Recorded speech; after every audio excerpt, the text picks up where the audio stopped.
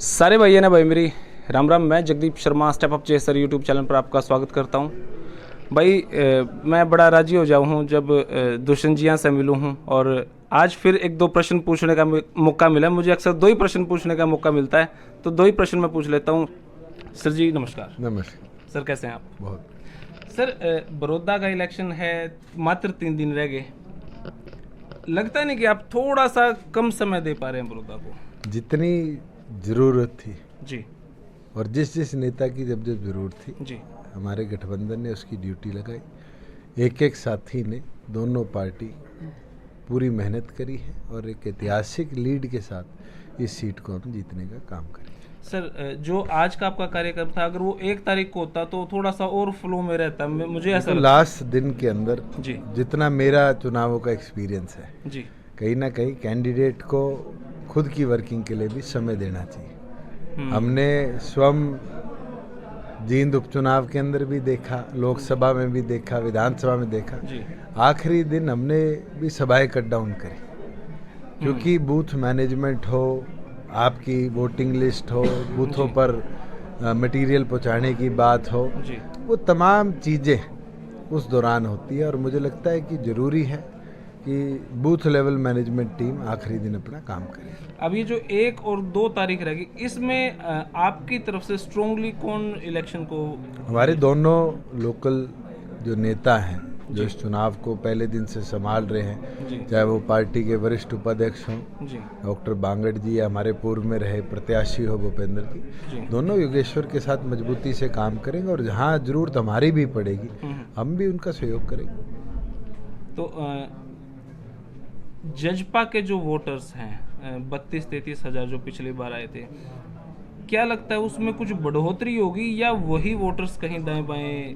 जगदीप, एक चीज़ तो मैं विश्वास के साथ कह जी। सकता हूँ कि 33-34 हज़ार वोट हमारे आए, 35-36 हज़ार वोट भारतीय जनता पार्टी के आए। जी आज दोनों के वोट मिलकर एक ताकत बढ़ी है जी और 3 तारीख को जब पोलिंग होगी तो आपको अपने आप दिखेगा कि दोनों पार्टियों के अंदर पूरा जोश था, उत्साह था। एक एक कार्यकर्ता ने वहाँ काम किया जी और बड़ौदा की सीट को मेरा ये मानना है हम 30-32 हज़ार के मार्जिन से जीतने का काम करें। अच्छा, एक प्रश्न ये भी उठता है कि एमएसपी को लेकर बात करूंगा मैं। एमएसपी पे आपकी प्रतिक्रिया कुछ स्ट्रोंगली आई नहीं। मैं एक चीज़ आपसे पूछ लेता हूँ जी सर। कि एमएसपी की फुल फॉर्म क्या है? वो मिनिमम सपोर्ट प्राइस कुछ ऐसा ही जी। कुछ ऐसा ही। कुछ ऐसा ही जी। जब आप चर्चा करते हैं, लोगों जी। से पूछते हैं और आपको स्वयं उस चीज़ का नहीं पता, जी एक नोटिफिकेशन केंद्र द्वारा जारी किया जाता है कि कभी कोई स्टेट जी अगर किसान को सपोर्ट करना चाहे तो मिनिमम इतना प्राइस उसको देना पड़ेगा जी। हरियाणा इकलौता राज्य है जिसमें आज 6 फसलों का एमएसपी दिया जा रहा है, जी जिसके अंदर पैडी और सुपर फाइन जो केंद्र के लिए हम एफसीआई के लिए परचेज कर रहे जी हैं, उसमें एक वैरायटी हमने ऐड करी है 1509 जो केंद्र परचेज नहीं करती, मरहफेड द्वारा, उसका भी एमएसपी 1888 रुपये हमने तय किया। जी पहली बार सीसीआई 1 करोड़ कुंटल कॉटन खरीदने के पक्ष में आई है, जो कि पिछले साल तक 25 लाख कुंटल से ज़्यादा कभी खरीदती नहीं थी। जी आज हमने बाजरे की रजिस्ट्रेशन कराकर हर किसान का बाजरा एमएसपी पर खरीदा है, मक्के की रजिस्ट्रेशन कराकर मक्का एमएसपी पर खरीदा है, और तो और पहली बार है हरियाणा के इतिहास में कि हमने मूंगफली को भी लेकिन वो तो यहाँ पे एमएसपी पे खरीदने का काम किया। और वो तो है नहीं की बात नहीं है, जी हमारे 7 ब्लॉक्स हैं जी जिनके अंदर मूंगफली बड़ी मात्रा में होती है और आज हमारे किसानों को केवल मात्र पहले हिसार की एक निर्धारित मंडी में ही मूंगफली का ट्रेड अलाउड था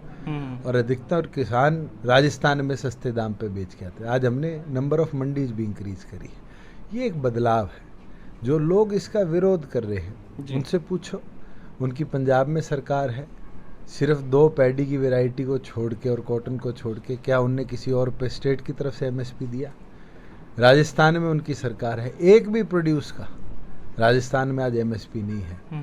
और ये अपने आप में दर्शाता है कि हमने किसान को सुनिश्चित किया है कि उसके उपज का पर्याप्त दाम उसको मिले। पंजाब में कांग्रेस की सरकार है, हरियाणा में भाजपा की सरकार है, जेजेपी की सरकार है, तो क्या हमारी स्थिति पंजाब से स्ट्रोंग है? आप देखो, ऐसा मान के अगर चलते हैं? अगर हमारे किसान को ना तो मंडी में सोना पड़ रहा, जी ना उसको उसके खाते में पैसा मिल रहा होता, जी तो आज वो भी पंजाब की तरह ट्रेन की लाइनें रोक के बैठा होता, सड़कों पे बैठा होता। आज हमारा किसान ये समझ चुका है कि जो कांग्रेसियों ने भ्रमित करने का प्रयास किया था, जी आज उनकी पोल खुल चुकी है। जरूर शुरू के 5-7 दिन प्रोक्योरमेंट में हर साल दिक्कत आती है, जी मगर हमने उसको भी बेहतरीन तरीके से दुरुस्त किया और किसान की उपज को मंडी में खराब नहीं होने दी। आप इस बात की गारंटी लेते हैं कि एमएसपी खत्म नहीं होगा? जब तक दुष्यंत चौटाला जी सरकार में है, जी मैं ये गारंटी देता हूँ। अगर कांग्रेसियों के हाथ में सरकार आ गई और वो ख़त्म कर देते तो भविष्य को तो नहीं मैं तोल सकता। जी। अच्छा, मेरा लास्ट प्रश्न सर, सर्कल कबड्डी के बारे में आपकी क्या राय है, जो हरियाणा का मेन गेम है? देखो, एक इम्पॉर्टेंट स्पोर्ट है। जी इंटरनेशनल लेवल पर सर्कल कबड्डी को धीरे धीरे मैट पे कन्वर्ट किया और नेशनल कबड्डी की फॉर्म में लेकर आने का काम किया। जी आपने स्वयं देखा होगा कि आज सर्कल कबड्डी से ज़्यादा हमारे देश के लोग भी नेशनल कबड्डी को देखने लग गए, क्योंकि उसको एक पॉपुलैरिटी मिल गई। जी आज उसको प्रो कबड्डी लीग मिल गई कि लोगों का इंटरेस्ट वहाँ डाइवर्ट हुआ है। पर आज हमें अपने रूट्स को संभाल कर रखना है और उसके अंदर पीछे भी कई खिलाड़ी मेरे को मिले थे, जी और आने वाले समय में जितनी हम उनकी मदद कर पाएंगे प्रदेश सरकार की तरफ से। सर्कल कबड्डी के काफी धुरंधर प्लेयर हैं, उनका फ्यूचर यूं लग रहा है जैसे अंधकार में ही है। बहुत क्या से उनकी कहीं- बहुत से सर्कल कबड्डी के प्लेयर्स जी। नेशनल कबड्डी की ओर गए हैं। जी कई ऐसे लोग हैं जो नहीं कन्वर्ट कर पाए, जी मगर ये तो समय की और खेल की बात है। और मुझे लगता है जब इंटरनेशनली चेंजेस आते हैं, जी आपको याद होगा क्रिकेट में टेस्ट प्लेयर होते थे, जी हम बात किया करते थे जब छोटे थे, लक्ष्मण है, द्राविड है। जी आज कोई बात करता है? आज तो बात करते T20 है। जी समय के साथ क्रिकेट में बदलाव आ गया, कबड्डी में भी आ गया।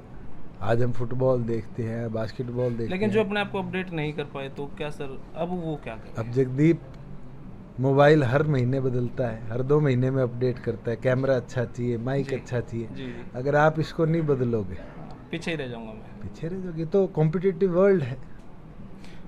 लास्ट ये बात है कि आप कितना प्रेडिक्शन कर पा रहे हैं कि ये इलेक्शन योगेश्वर दत्त जी कितने वोटों से जीत जाएंगे? मैं तो ये मानता हूँ 30 से 32 हज़ार के मार्जिन से योगेश्वरी चुनाव जीते। वैसे तो सरकार के हाथ में रिपोर्ट होती है भाई इतनी वोटों से हम आगे चलें, आज की स्थिति क्या लग रही है सर? जो आज की स्थिति है और जिस तरह का कल और आज बदलाव। हम बदलाव देखेंगे, जी 30-32 हज़ार का मार्जिन जरूर बड़ौदा की सीट पे हमारे गठबंधन के उम्मीदवार का। अब जो ये इलेक्शन जीतने के बाद क्या भाजपा और जसपा का टारगेट किलो ही संग ही हल्का होगा, बिल्कुल। ऐसा कुछ प्लान है सर? क्यों छोड़ेंगे? राजनीति के अंदर तो आपको दिन प्रतिदिन जी मेहनत करनी पड़ती है, और मेहनत के अंदर मुझे लगता है कि हमारी सरकार ने 1 साल में तो कोविड जैसी महामारी में ही कोई कमी नहीं छोड़ी। एक नागरिक को मूलभूत सुविधाएं हमने पूरी तौर पर पहुंचाई, जी कहीं कोई दिक्कत नहीं आने दी। मेडिकल फैसिलिटीज़ अगर डेवलप करी तो हरियाणा में ऐतिहासिक करी। टेस्टिंग लैब्स के नंबर्स जो बढ़े, दिल्ली मुंबई जैसे बड़े महानगरों को छोड़कर जिनके पास एक्सेस फंड्स थे, अगर स्टेट्स की बात करें तो हरियाणा सबसे ऊपर रहा, जिसने अपने एक नागरिक की टेस्टिंग की फैसिलिटीज़ को डिस्ट्रिक्ट लेवल तक पहुंचाने का काम किया। देवीलाल परिवार से जो भी भले ही किसी भी पार्टी में हो या आपकी पार्टी है ना लो, हमेशा अटैकिंग मोड पे रहते हैं, हमेशा किसी भी क्षेत्र में जाके धावा बोलने की क्षमता रखते हैं। लेकिन बड़ौदा में हल्का सा मुझे ये लग रहा है कि जसपा थोड़ा सा अटैकिंग मोड में कम है। देखो, गठबंधन के अंदर हमने ये निर्णय लिया कि भारतीय जनता पार्टी चुनाव लड़ेगी और गठबंधन मिलकर उस चुनाव को जीतेगा। अब अटैकिंग के अंदर तो जगदीप मेरे को 2-2.5 सालों से जानता है। जी सर।